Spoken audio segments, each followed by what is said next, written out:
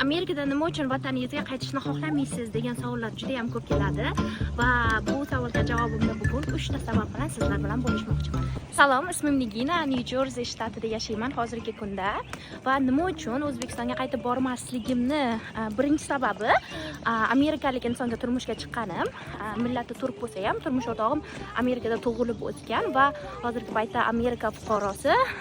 Menimcha turmush o'rtog'im O'zbekistonga qaytib ketishga rozi bo'lmasalar kerak va bu narsani xayoliga ham sig'dira olmaydi. Ikkinchi sababi esa Amerika hayotiga moslashganim. Amerikaga kelganimga mana yaqinda 11 yil bo'ldi. Bu yerda maktabni o'qidim, universitetlarni o'qidim va hozirgi kunda Amerika kompaniyasi IT sohasida ishlayman va men Amerika jamiyatini kulturasiga va sharoitiga juda ham moslashdi va o'zimni komfort zonamni yaratganman. Uchinchi sababim esa menga Amerikani tabiati juda ham yoqadi.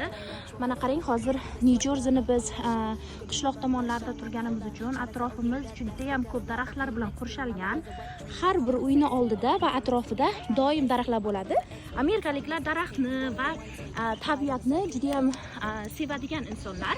Ekologiya nisbatidan ham Amerika havosi boshqacha toza tuyuladi men uchun. Chang yo'q Amerikada. Mana ko'chalarda ham hozir yuribmiz.